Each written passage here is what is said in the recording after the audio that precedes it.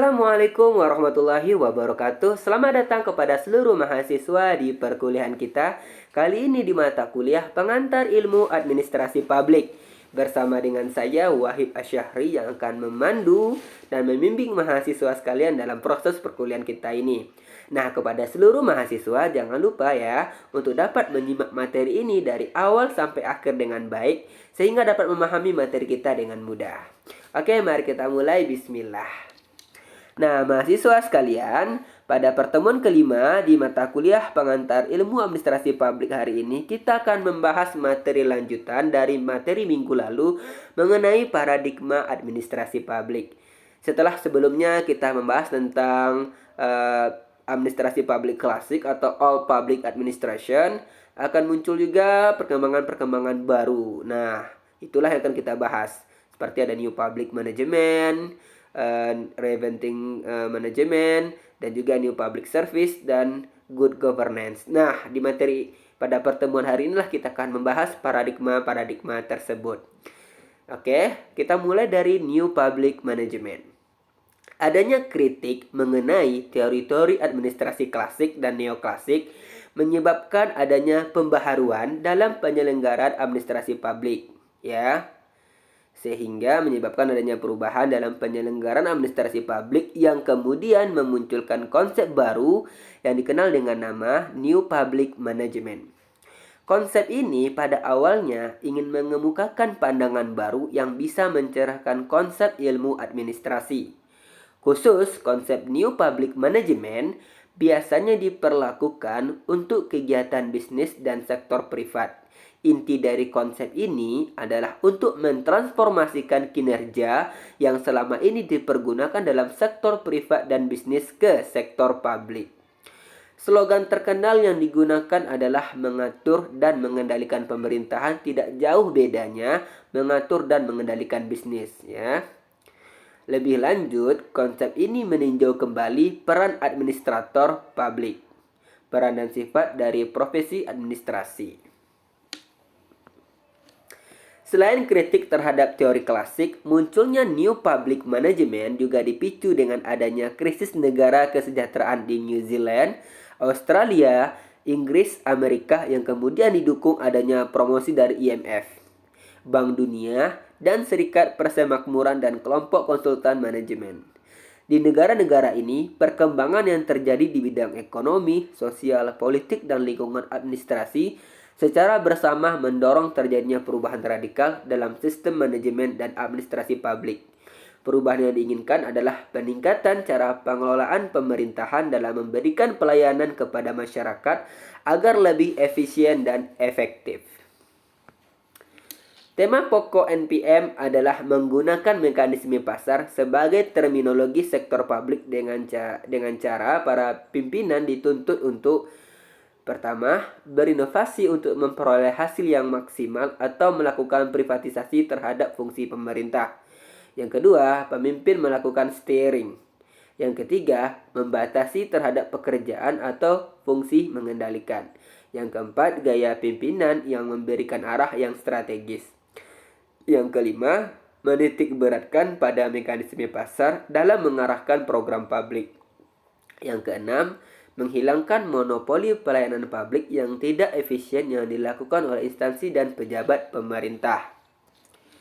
Yang ketujuh, dalam birokrasi publik diupayakan agar para pimpinan birokrasi meningkatkan produktivitas dan menemukan alternatif cara pelayanan publik berdasarkan perspektif ekonomi.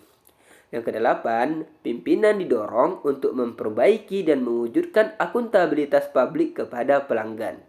Yang kesembilan, meningkatkan kinerja. Kesepuluh, melakukan restrukturisasi lembaga birokrasi publik. Yang kesebelas, merumuskan kembali misi organisasi. Dan yang ke-12, melakukan streamlining pada proses dan prosedur birokrasi dan melakukan desentralisasi proses pengambilan kebijakan. Hal ini dimaksudkan untuk melakukan kompetisi dalam unit kerja pemerintahan, baik secara internal maupun lintas sektor organisasi.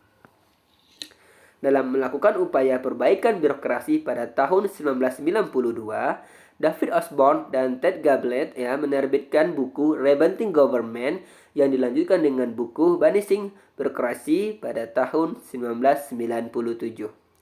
Rebuilding Government merupakan salah satu aplikasi NPM yang pada hakikatnya adalah upaya untuk mentransformasikan jiwa dan kinerja wira swasta atau entrepreneurship ke dalam birokrasi pemerintah.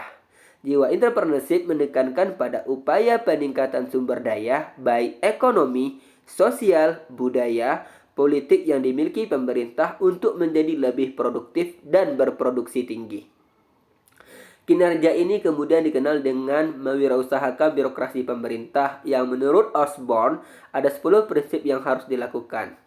Pemerintah bersifat katalis, pemerintah milik masyarakat, pemerintah kompetitif, pemerintah berorientasi misi, pemerintah berorientasi pada hasil, pemerintah berorientasi pelanggan, pemerintah berwira swasta, pemerintah partisipatif, pemerintah melakukan desentralisasi, dan yang terakhir pemerintah berorientasi pasar. Dengan melaksanakan ke-10 prinsip ini, pemerintah dapat meningkatkan kinerjanya. Rebuilding Government mewirausahakan birokrasi pemerintahan.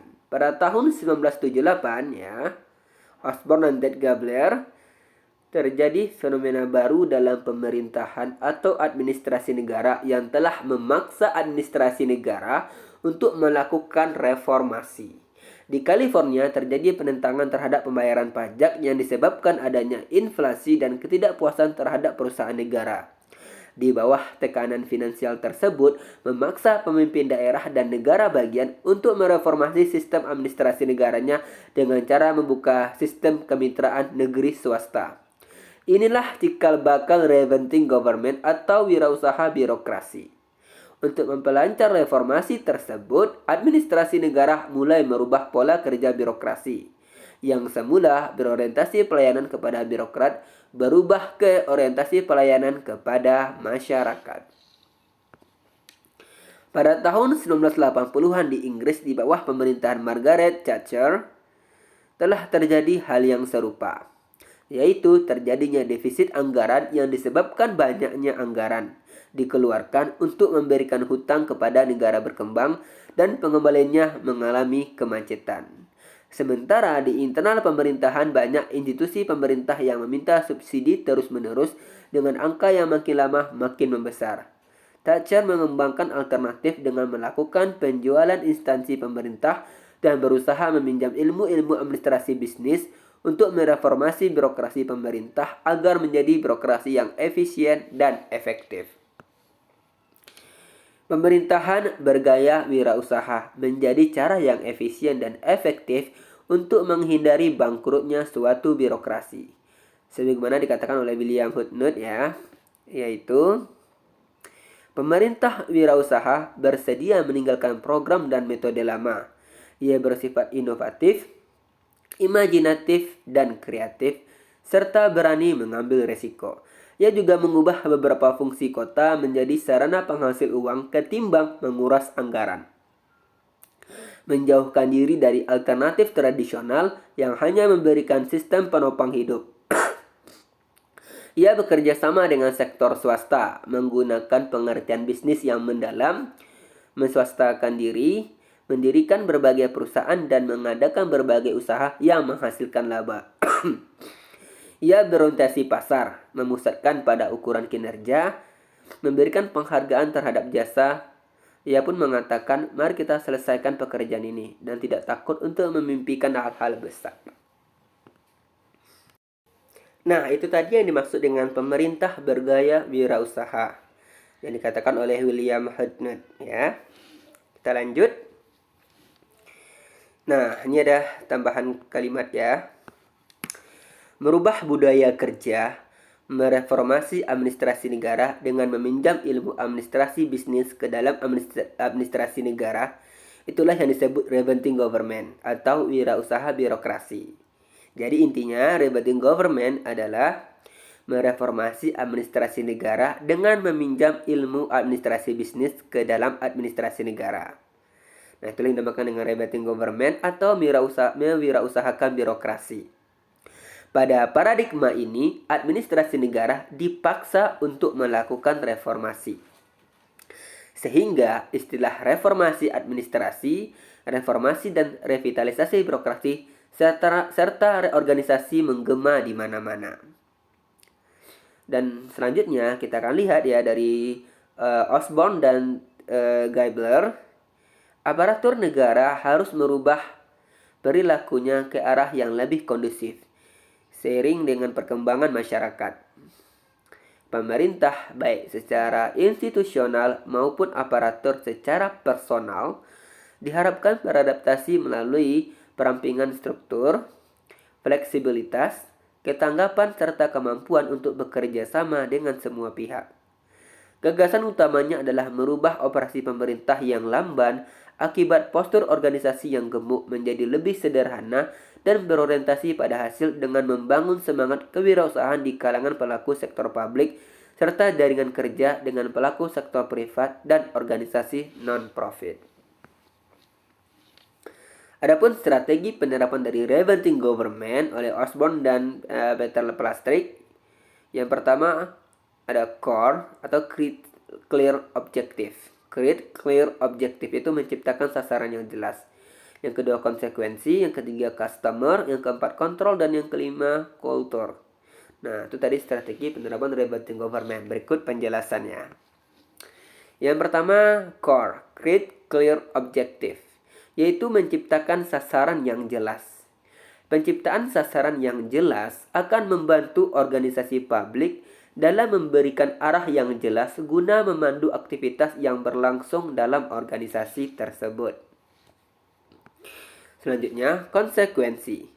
Menciptakan rantai hubungan antara konsekuensi dengan tindakan yang diambil organisasi publik sehingga tindakan tersebut memiliki dampak yang jelas kepada publik. Yang ketiga, customer. Penggunaan istilah customer berdampak pada dua hal, yaitu konsekuensi adanya pilihan dan persamaan kondisi. Selanjutnya kontrol, yaitu melakukan relokasi kontrol dari pejabat tingkat atas atau tingkat pusat pada institusi pemerintah kepada individu, organisasi, atau komunitas untuk menangani masalah publik. Dan yang terakhir kultur, merubah kultur organisasi publik dengan cara merubah kebiasaan pegawai, menyentuh hati mereka, dan menenangkan pikirannya. Nah, itu tadi strategi penerapan Revamping Government ya. Nah, itu tadi tentang paradigma New Public Management dan dilanjutkan dengan Revamping Government sebagai bagian dari NPM, New Public Management. Selanjutnya kita akan membahas tentang New Public Service. Setelah konsep dari Den Hart mengenai Old Public Administration atau teori klasik dan neoklasik dan New Public Management, maka konsep yang ketiga adalah New Public Service atau NPS. Secara umum, alur pikir NPS menentang paradigma-paradigma sebelumnya, yaitu OPA dan NPM. Dasar teoritis paradigma NPS ini dikembangkan dari teori tentang demokrasi, dengan lebih menghargai perbedaan, partisipasi dan hak asasi warga negara. Dalam NPS, konsep kepentingan publik merupakan hasil dialog berbagai nilai yang ada di tengah masyarakat. Nilai-nilai seperti keadilan, transparansi, dan akuntabilitas merupakan nilai-nilai yang dijunjung tinggi dalam pelayanan publik. Paradigma NPS berpandangan bahwa responsivitas atau tanggung jawab birokrasi lebih diarahkan kepada warga negara atau citizens, bukan klien, konstituen, dan bukan pula pelanggan atau customer. Pemerintah dituntut untuk memandang masyarakatnya sebagai warga negara yang membayar pajak. Dalam suatu negara yang menganut paham demokrasi, sebenarnya warga negara tidak hanya dipandang sebagai customer yang perlu dilayani dengan standar tertentu saja, tetapi lebih dari itu. Mereka adalah pemilik atau owner pemerintah yang memberikan pelayanan tersebut. Dalam pandangan New Public Service, administrator publik wajib melibatkan masyarakat sejak proses perencanaan, pelaksanaan, dan evaluasi dalam pemerintahan dan tugas-tugas pelayanan umum lainnya. Tujuannya adalah untuk menciptakan pemerintahan yang lebih baik, sesuai dengan nilai-nilai dasar demokrasi, serta mencegah potensi terjadinya korupsi birokrasi. Ada 7 prinsip NPS ya, menurut Den Hart. yang berbeda dari NPM dan OPA. Yang pertama, peran utama dari pelayanan publik adalah membantu masyarakat mengartikulasikan dan memenuhi kepentingan yang telah disepakati bersama, daripada mencoba mengontrol atau mengendalikan masyarakat ke arah yang baru. Yang kedua, administrasi publik harus menciptakan gagasan kolektif yang disetujui bersama tentang apa yang disebut sebagai kepentingan publik. Yang ketiga, kebijakan dan program yang ditujukan untuk memenuhi kebutuhan publik dapat dicapai secara efektif dan responsif melalui upaya-upaya kolektif dalam proses kolaboratif. Yang keempat, kepentingan publik lebih merupakan hasil suatu dialog tentang nilai-nilai yang disetujui bersama daripada agregasi kepentingan pribadi para individu. Yang kelima, para pelayan publik harus memberikan perhatian tidak semata pada pasar, tetapi juga aspek hukum dan peraturan perundang-undangan, nilai-nilai masyarakat, norma-norma politik, standar profesional, dan kepentingan warga masyarakat. Yang keenam, organisasi publik dan jaringan-jaringan yang terlibat akan lebih sukses dalam jangka panjang kalau mereka beroperasi melalui proses kolaborasi dan melalui kepemimpinan yang menghargai semua orang. Dan yang ketujuh, kepentingan publik lebih dikembangkan oleh pelayan-pelayan publik dan warga masyarakat daripada oleh manajer wirausaha yang bertindak seakan-akan uang milik mereka. Nah, itu tadi tentang 7 prinsip NPS, New Public Service. Nah, itu tadi tentang konsep paradigma New Public Service. Kita akan masuk kepada paradigma selanjutnya, yaitu administrasi publik berorientasi pada governance. Perkembangan administrasi publik dari dulu sampai sekarang terus mengalami perubahan seiring dengan perubahan yang terjadi dalam kehidupan masyarakat. Perubahan terutama terjadi pada penyelenggaraan administrasi publik oleh pemerintahan.